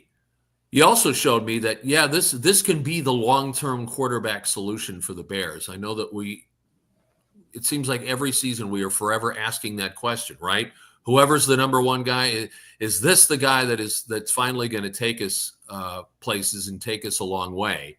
And I think that having to deal with the adversity that Williams did last season, he's the guy that can do that. So I have faith in Ben Johnson in terms of how the offense is going to run. I think we're going to look at some efficiency. We obviously have more experience and some people, particularly at center and the two guard spots.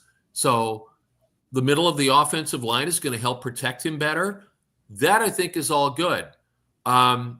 Let's see how the defense performs.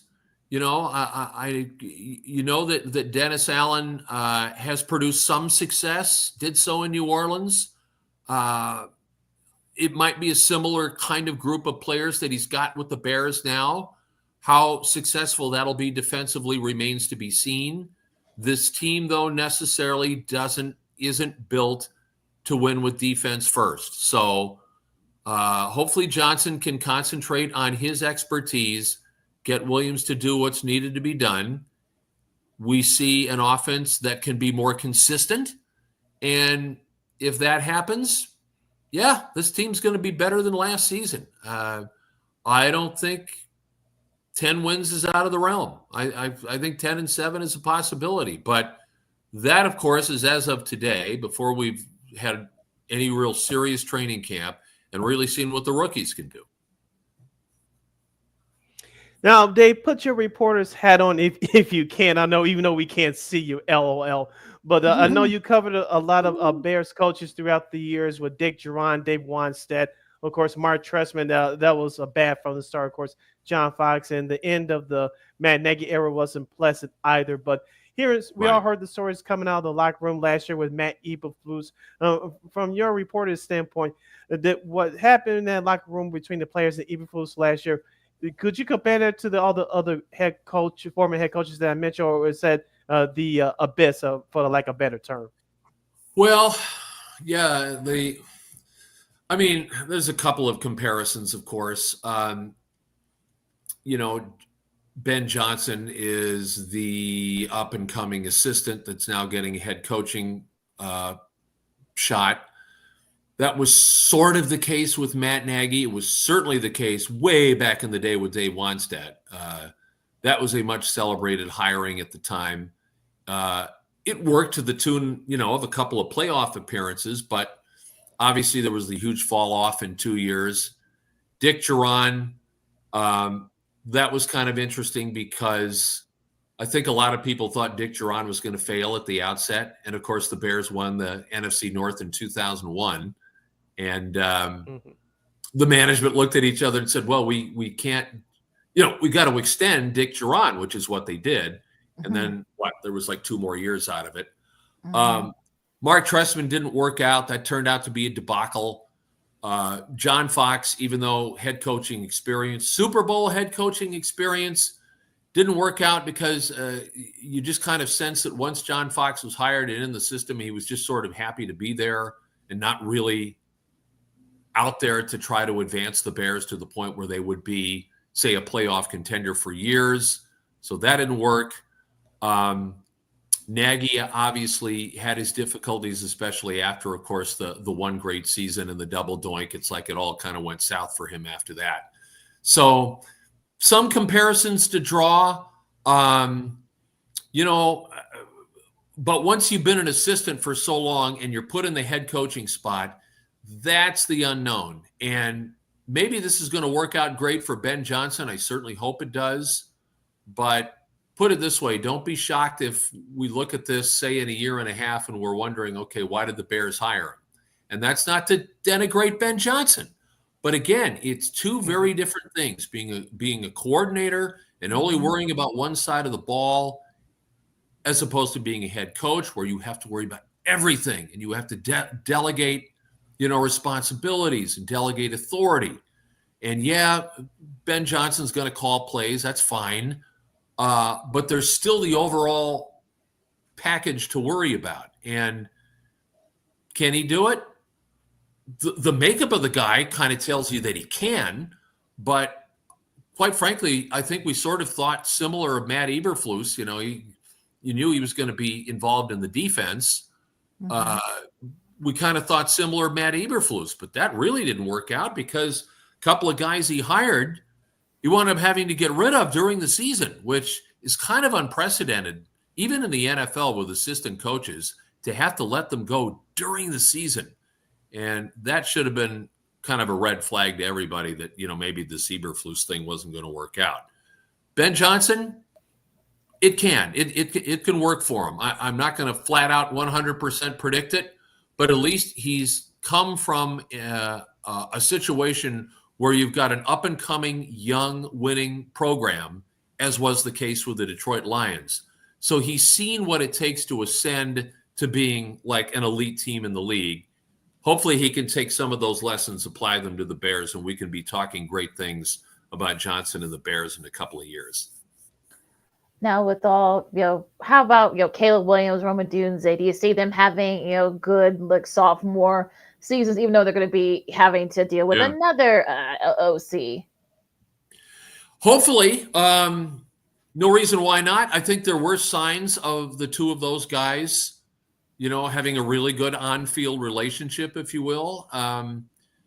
And maybe sometimes you get an offensive coordinator and it's a different voice and a little different system, and one guy can adapt to that system and the other can't.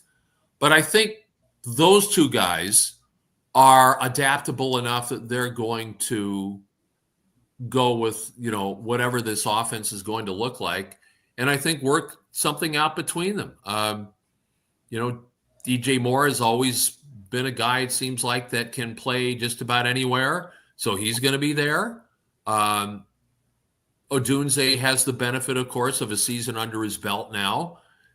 Caleb, obviously the same. 1 year in the NFL, he probably saw just about everything one could possibly see in terms of opposing defenses in his rookie year, because that's what you do, right? You throw stuff at the rookie and you want to try to confuse him. And yeah, there was some of that, but not so much that you're looking at Caleb's future and thinking it really doesn't look good. I'm one of those that thinks it can be really bright, and Roma Dunze can certainly be that guy that could be a sidekick for a while. Let's switch over to the defense. Jaquan Brisker missed most of last year due to concussion issues. So far through these early all-season workouts, he's looked great. Of course, obviously they're not in pass, but talk about his impact in that secondary. You have him, Kyler Gordon, and Jalen Johnson. When all those guys are healthy, they could be forced to be working with as far as being one of the best young secondaries in the league. Yeah, I think there's that possibility. I'm worried about Brisker and the concussion history. You know they're going to hold him off from any sort of meaningful contact until probably well into training camp and maybe even the preseason games themselves. And then let's see how he performs. So fingers really crossed for him. I think in Jalen Johnson and Kyler Gordon, though, the Bears have two young guys in the secondary that they can continue to build around for a while. And that's a really, really good thing. The pass rush, hey, they're always looking for that. The front seven can always bring it more, but you do need those guys behind when the pass rush isn't effective and teams can throw on you. You need guys in the defensive backfield that can make plays. Those two guys can make plays. It's a really good base from the back that the Bears have to work from with both Gordon and also Jalen Johnson. What about edge rush? I know you mentioned earlier, but yeah, that's still a bit of a question mark for Bears fans in that defensive front. So do you think maybe Grady Jarrett could probably have to maybe play a little edge? We'll have to be, guys, going back and forth. Well, now that Billings is back, maybe he can play a little edge rusher too. What do you think is going to happen there? Well, I almost think once again it's going to be sort of pass rush by committee.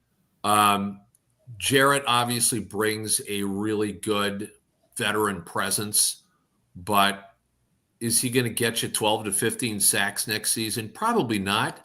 But if he can get 5 or 6 and somebody else can contribute 5 or 6, maybe somebody else coming out of an outside linebacker position gets you 5 or 6, that can be effective because it's great to have the one guy that can sack the quarterback multiple times, but when you can double team him or triple team that guy and not have to worry about other elements rushing the quarterback, makes the offense's job a lot easier. If the Bears can present difficulties from a few different angles, maybe Dennis Allen has got some schemes that can free up other guys, that can stand to be a more consistent and effective defense, and certainly more consistent and effective when it comes to the pass rush. Because, putting the quarterback on his back is important, though I will say I think harassing the quarterback into releasing the ball sooner than he'd like to, at least in this game, is just as important. And I think the Bears may have more personnel that can do that sort of thing, that can say sack a quarterback, 3 times in 5 plays type thing and really take a team out of a game that way.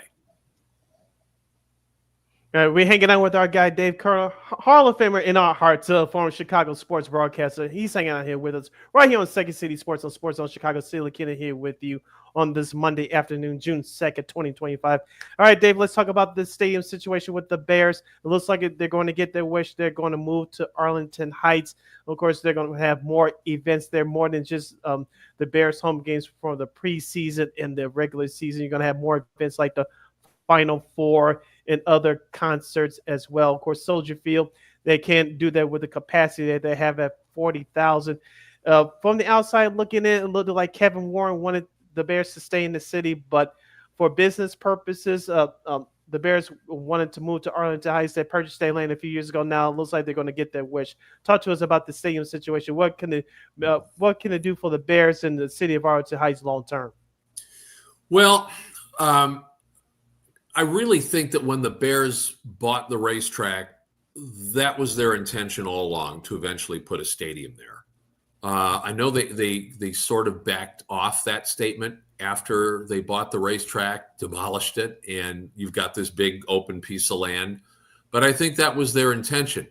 They probably backed off because they didn't want to rule out the state and the city coming in with something so strong, say on the lakefront, that they would say, well, we can't refuse this. We have to make that happen. But the fact of the matter is it's not happening. Again, the Illinois state government isn't really particularly interested in helping the Bears out in terms of the stadium. I think the Bears would like to have a little more autonomy for the stadium because the Chicago Park District runs Soldier Field. And obviously they have to work some things out with the football club to have it operate and have the Bears make some money off it. But they can't do nearly as well financially at this point at Soldier Field than they could at a, shiny new, for argument's sake, retractable roof facility in Arlington Heights. And Sid, you're right. I think you build something like that. You're in the mix for a Super Bowl. You're in the mix for a Final Four. I mean, you can host big time events. And it's always been known, look, this city is more than capable of hosting big time sporting events. And sometimes the facilities would get in the way for that. I'm still distressed, for example, that the 2026 World Cup next year, no Chicago. And Chicago is the home of the United States Soccer Association. Yep. And yet there's going to be no games here. And I'm sure the reason is, you look at a Soldier Field and it's like, all right, 60,000, things are a little cramped. It doesn't meet the FIFA needs when it comes in terms of providing a venue to play games. But something in Arlington Heights that would be built for such a event, if it was to take place, that would fill the bill. So I think the Bears are going to get to Arlington Heights. It sounds like it's going to be a slow process because there was some expectation that the Illinois State Assembly and the Senate this last week, in putting together their budget, was going to provide some things for the Bears to be able to negotiate and work with Arlington Heights and surrounding communities to provide a better tax situation, allow them to put a shovel in the ground this year and start in on that stadium. It looks like now that's all going to be delayed a bit, maybe until 2026, but I still think Arlington Heights is eventually where this is all going. It's a location such that you can access it by road, by rail. It's not in the city of Chicago, but I think in terms of where the Bears get their fans, where they get support, it's going to work out just as well than if people would try to, go into the city through the loop, negotiate the roads to get to Soldier Field. All I know is, as a media member, it always seemed like they were trying to reinvent the wheel when it comes to the roads leading to Soldier Field. Why are they sending me here? Why am I going there? Every year was a little different and a little more difficult to try to get to that stadium. It doesn't have to be, but the situation, has evolved as it has. And I think the Bears are of the mindset that, as soon as they can get things going in Arlington Heights, they want to do that.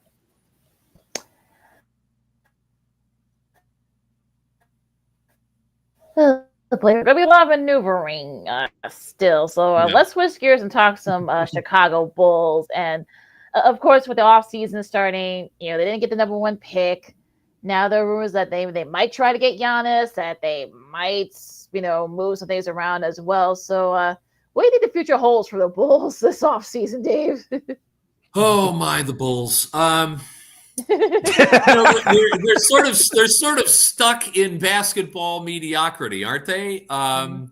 They're like not bad enough to have consistent high lottery picks to take guys, but they're not good enough that it's like, all right, all we need is like 1 or 2 really good star players we can build around them and be a contending team forever and a day. So they're stuck in the middle.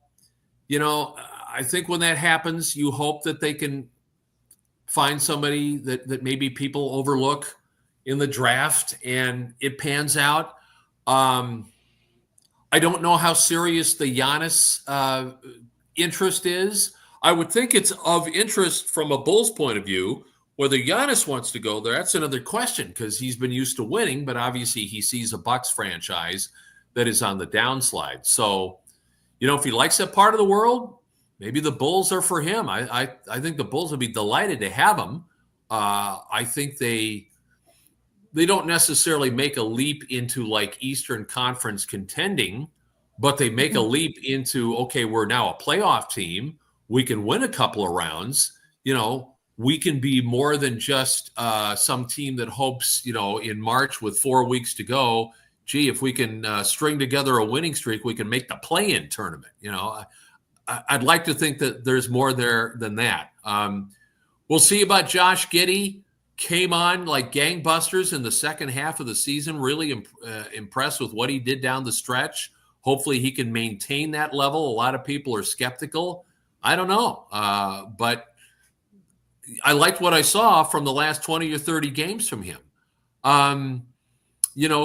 Kobe White, I think, is blossomed. I think he can be at least a go-to scorer in terms of the guard position.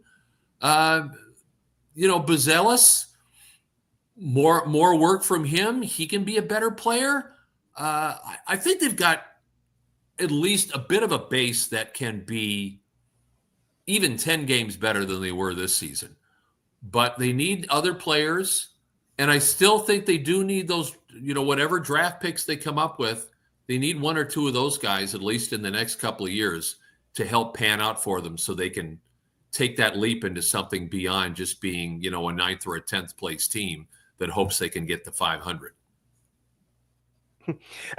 I think before I ask my next question, LaKeena, I think it's safe to assume that Dave is not a big fan of the being the Bull popcorn trick that he's been doing for the last 20 years either. Nope, not at all. No. But Dave, I will ask you about the television situation regarding the Chicago Bulls. This course involves the White Sox as well with the CHS and the Blackhawks in a few months. Yep. Yeah, and the Blackhawks. Yeah, we'll get to in a minute. Yeah, it really does. We're coming up on 1 year anniversary of that network, and as of this live broadcast, still no deal with Comcast / Xfinity. Of course, I'm an Xfinity a subscriber. As am I. LaKeena has YouTube. Yeah, I know LaKeena has YouTube TV as of this moment, and they're not interested in carrying regional sports networks, but it's also a whole nother conversation, a whole nother show. But if you had, I don't know if you've been using the antenna like I have. Some days it works, a lot of days it has, especially if it's windy outside like it is today. From the few opportunities, if you had a chance to watch that network, what's your early impressions of CHSN? And do you think they'll ever get a deal done with Xfinity? First of all, the Xfinity frustration, it's like beyond the pale now. I'm not sure if Xfinity simply has no interest in carrying them, and they've got other priorities. They're forever advertising for their Wi-Fi and not so much for the content that they carry on cable. Maybe that's the thing. But in that regard, the Chicago channel has got to figure out something more widespread and better than what they've got. And I think a monthly app, that'll satisfy some people, but I don't think that's a long-term solution. Actually watching the broadcast, I did get a chance to see some of them, quite frankly, through other means, but they're good. They really are. But the problem is the model that they have going now in terms of televising and the app and everything else, financially, it just strikes me as unsustainable for them. They've got to, if they can work something out with Channel 9, even a limited number of games on Channel 9. I mean, it would be going back to what it was like in the 60s, for example. Yep. But if they could at least do that, they don't even put every game on, If you could come up with a package of, 25 Bulls games and 25 Hawks games, and maybe during the summer, if you could put like 30, 40 White Sox games on, that would help them an awful lot. Because otherwise, they really are in the wilderness. I think there's a lot of fans that will say, I don't need to go through the effort to try to find them or to hope that my TV antenna is going to be able to pull them in, because those signals aren't all that great either. Sid, you're right. I mean, where I live, I think that the best, the closest signal is in Rockford. And some days it's okay. And other days it's like, I can't see this thing. It shouldn't be weather dependent. It just kind of boggles the mind that in 2025, this is what we talk about in terms of the ability to televise professional teams here. The streamers, you gotta love the streamers. Before I kick it back to LaKeena, Dave, I just wanted to say, as a White Sox fan, being a season ticket holder, of course, one of the perks is you can watch the out of market games for free, including both Chicago teams, the Cubs and the Sox. That's the only avenue that I have of watching the White Sox games this year. Of course, you can't watch your local teams live because of the protection of RSNs, but 90 minutes after the game concludes, you can watch them. So that's how I've been watching the White Sox this year. Crazy. Putting the behind the scenes stuff aside, the actual broadcast, especially for the White Sox, we'll get to Blackhawks too in a minute, but the actual broadcast for the White Sox have been very good. Brooke Fletcher, I think so too. Have both been great additions to the telecast. I know Dan Plesac was filling in for Steve Stone. This past road trip, he sounded really great. good. I know he's doing work for MLB Network, but the actual broadcasts have been great. Talk about it. Oh, I agree. I think the actual quality of the broadcast and the Blackhawks too, and the Bulls too, has been really, really good. No complaints with that. The complaint is the access and how difficult it seems to be to have it. Which leads you to believe that, maybe it was a little short-sighted in terms of once Comcast said we weren't doing the game, they weren't doing the games anymore, maybe a little short-sighted into how the new channel needed to roll itself out. If you thought you could get away with it just with over-the-air antenna television, you were kidding yourself. You really needed the new channel really needed to nail down the streaming aspect a lot better because let's face it, anybody that watches Xfinity cable TV, and I'll raise my hand, I'm kind of a dinosaur, right? I mean, I got two sons in their 20s, and they're watching stuff on laptops. They're not watching it on a TV. So had the new channel maybe catered itself more to the streaming element, probably be a lot better off today, and you still wouldn't be, you would be hearing complaints, but not as loudly as you still do a year later. Oh, that's a whole different conversation for another time, gentlemen. Let's talk some Blackhawks here. Of course, now Jeff Blashill is now the new head coach. He was charged with rebuild up in Detroit, didn't work out. So can he get the Blackhawks to at least be competitive? I guess that's the word to use. Yeah, no, that's the word to use, LaKeena. Competitive, yes. I think there was disappointment through last season, and Luke Richardson included, of seeing some games and stretches of play where you looked at the team and you said, okay, here's a direction that you got to like, right? For whatever reason, they give you consistent offensive firepower. that they don't have stretches of games where they literally don't have the puck for 2-3 minutes at a time and they're playing defense. That needed to go away, and we still saw plenty of that both under Richardson and under Sorensen. You know, Luke Richardson's problem also is that he didn't develop Connor Bedard, quite frankly, the way that he needs to be the franchise player. He needs to be the centerpiece player. Sorensen brought a little more of that out of him. Richardson, not at all. And that's why Luke didn't get to the end of the calendar year. So given all that, now we've got a guy who didn't have a ton of success in Detroit, but didn't necessarily have a whole lot of young players to work with over his time there. So, you know, hopefully Blashill can be on the same page with the management, with the assistant coaches, and get this team to really perform at both ends of the ice in terms of offensive pressure, but also in terms of not having to play defense for so long, the other team with so much puck possession that it just turns into a goal for the opponent. And there was a lot of that last season.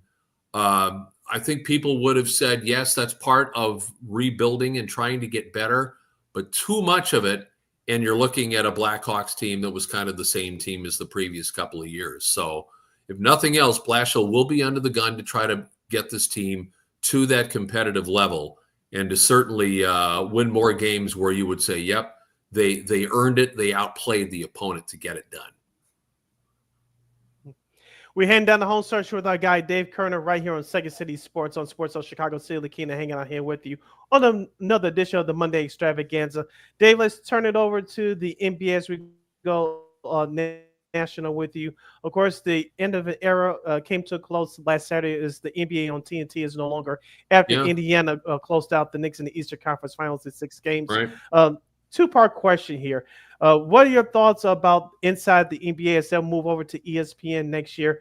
And what are your thoughts about the NBA on NBC returning in the fall? Sure. Okay. Let's take inside the NBA first.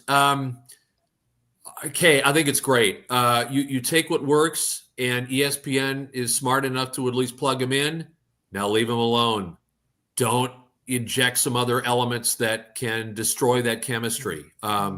Let them do their thing. And, you know, if you got a problem with it, if you're ESPN, then maybe you shouldn't have brought them on in the first place. But you've done it. You've made the decision.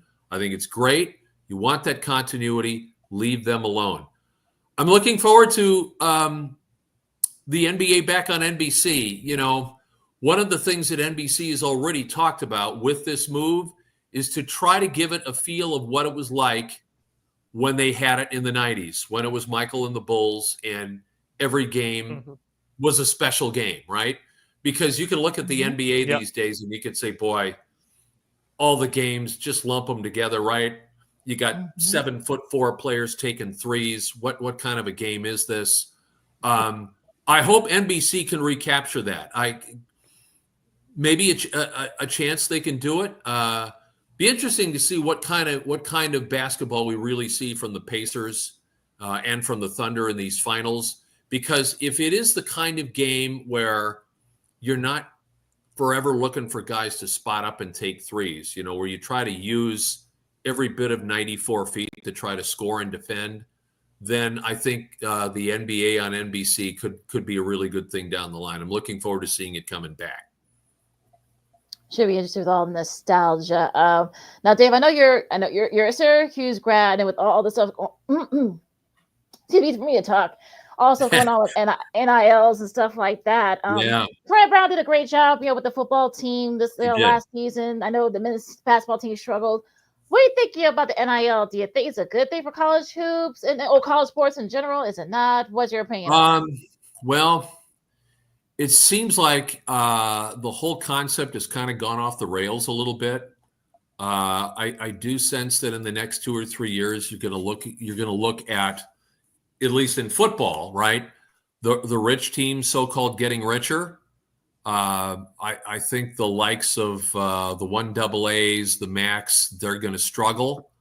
I don't like this discussion from the SEC of leaving the NCAA. I think it was like in 2028. I'm not sure what they've got in mind by doing that, whether they figure they can form some sort of super, college format that challenges the NCAA, and I don't really like that. I think part of that is how much nil money is out there. I don't know how you get a handle on it either. It's a frustrating thing. On the one hand, I always felt that the kids should have been paid to play major Division I college football. I think that was their destiny, and now they're getting it. But when you talk about schools getting into bidding wars for millions of dollars for guys, and this is just to play college for a year or two, that's kind of getting off the rails a little bit. I don't know how that model is going to sustain itself, because I think you're going to have some schools that look at that and say, we can't get into dollar bidding wars for certain players, and we got to drop out. In fact, I'll give you an example with my Syracuse Orange. Their number one wide receiver probably going into next season was Trebor Pena. I think he's now a senior. He wanted more money from Syracuse. They wouldn't pay him, so he went to Penn State. So you're going to see more of that sort of thing, and it's going to be like wheeling and dealing in free agency in major professional sports. And again, I don't know if that's a good thing for the all-around college game. Right. Last question from me, Dave, as we wind it down with you. Of course, you worked in the number 3 market for the majority of your career, of course, with WBBM, and of course with 670 The Score. Talk to us about the relationships you built over the years with your co-workers and with the listeners, with the listeners / the Chicago sports fan. Oh, it was so much fun. It really was. I got to say that COVID unfortunately kind of changed the game a little bit, just in terms of our approach to covering games and following the events.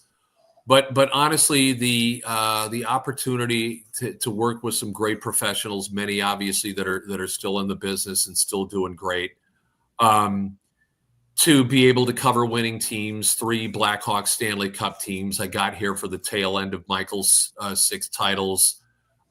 Didn't get to see the Bears win a Super Bowl. I wish I had. The Miami trip with Lovie Smith was great.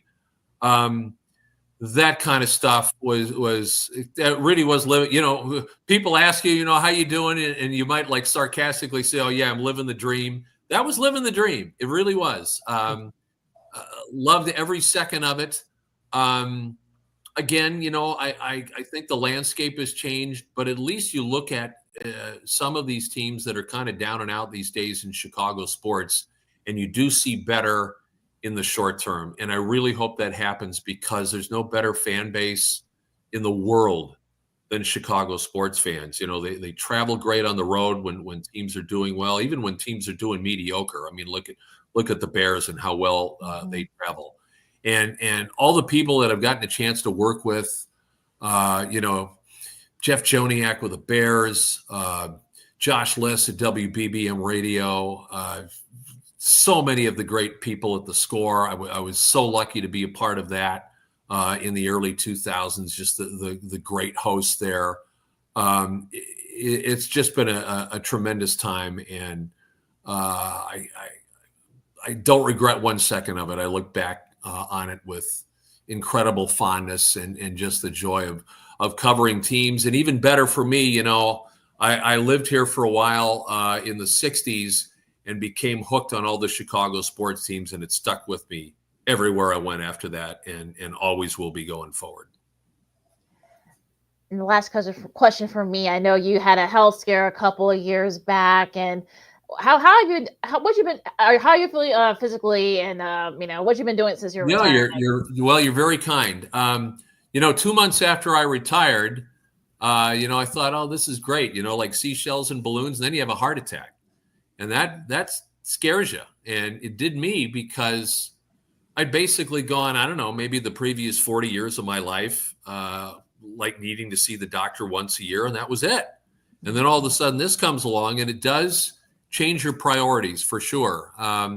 So as a result, I do work out like 5 days a week, and I really try to make sure I maintain my health, because, you only get to live once, and that was enough of a scare back in the day. It's like, okay, maybe you need to realign things a little bit, stop stressing out over stuff. as much as I enjoyed my work life and covered sports, that was, lots of not so great food, lots of bad hours, lots of kind of betraying your own lifestyle or your own health, I guess is the way to put it. And now I can kind of keep that stuff on the front foot and still watch sports and try to take in what goes on a day-to-day basis and comment on it. And it's been great. Recovery's been good. Really has. Yay. Yeah, great to hear. Yeah, great to hear. LaKeena, let's give this young man a hand for coming on with us today on the program. Battling news that way.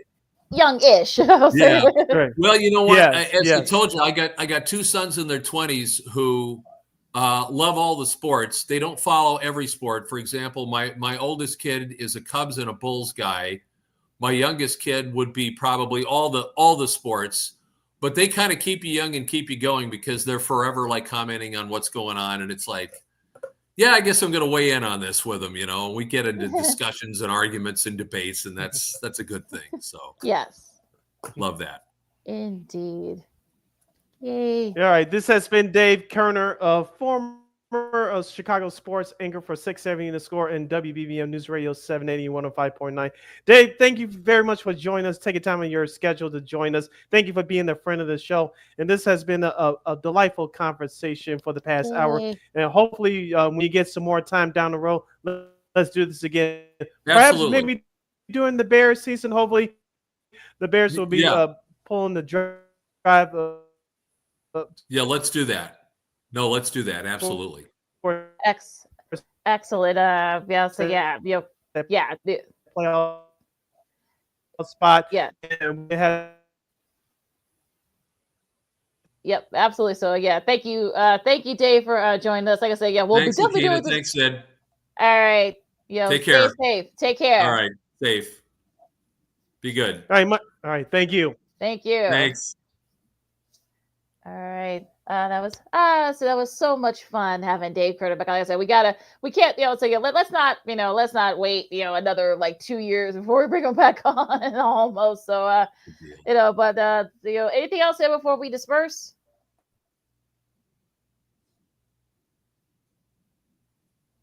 Exactly.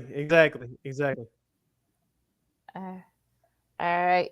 I'm good. Thanks, guys. I'm good. Let's thank you. Yeah. We'll let you close it out like you always do. All Thank you very much. All right. See ya. We'll talk to you down the line. Bear season will work. All right. Cool. Take Thanks, care. Dave. Bye. All right. Okay, let's get that was former sports anchor for WBBM Newsradio 780's Dave Kerner. You can follow him at Dave Kerner, DaveKerner on the Twitter. I think he's on Facebook as well, but I think he's also on Instagram too, so you can follow him on social media and such. So that was fun. Say anything else before we disperse? No, I'm good. Let's pack up and get out of here and get ready for Friday's show. All right, you find McGee on the Twitter, X and McGee on the IG. You can follow your Shirley Sidney Brown on the Twitter, X, and the IG at SidKid80. Once again, it's SidKid80. That's SIDKID80. SIDKID80. Be sure to download that Sports Zone Chicago app wherever you get your apps. Please follow Sports Zone Chicago on all social media platforms. So Facebook, X, we're located at War Media Podcast. That's WARR Media, PODCASTS. We're on all podcast platforms, including the iHeartRadio app. And while you're at it, please give War Media a follow at WARR Media on all social media platforms. And thank you very much in advance for your support. Like, share, subscribe, and tell your friends. Be sure to catch Second City Sports live and they live in color every Monday, every Friday from 12:15 to 2:15 p.m. Central Standard Time right here on Sports Zone Chicago. One more again, as the kids would say. Be sure to catch Second City Sports live and they live in color every Monday, every Friday from 12:15 to 2:15 p.m. Central Standard Time right here on Sports Zone Chicago. Of course, you can get Sports Zone Chicago replays anytime, anywhere on Sports Zone Chicago's Facebook and YouTube channels. You can catch replays of our show, Sean Sierra Sports, the Smoke Fellas, What's Up Cuz, and so much more of our great content. Catch it anytime, anywhere on the Sports Zone Chicago's Facebook and YouTube channels. and you know we will provide. Once again, we want to thank former sports anchor and reporter for WBBM Newsradio 780 here in Chicago, Dave Kerner. Lots of great insight and other things. So we'll definitely have him on again a little bit more frequently now that he's retired. So yeah, we definitely want to thank him again for joining us. So yeah, that was a lot of fun, Sid. Yes, and that's why we do what we do, to talk to people that we respect and you want to hear from. And today did not disappoint. All right, folks. Enjoy all the sports you got going on. Of course, you got baseball, you got college baseball, and also college softball too, as they get into their Women's College World Series. The men are getting ready for their Super Regionals coming up. Of course, you got the French Open. Said your girl Madison Keys will be facing Coco Gauff in the women's semifinals. That should be a fun one. They're coming up. Yes. I believe tomorrow. No, on Wednesday. And of course, Francis Tiafoe will play on tomorrow.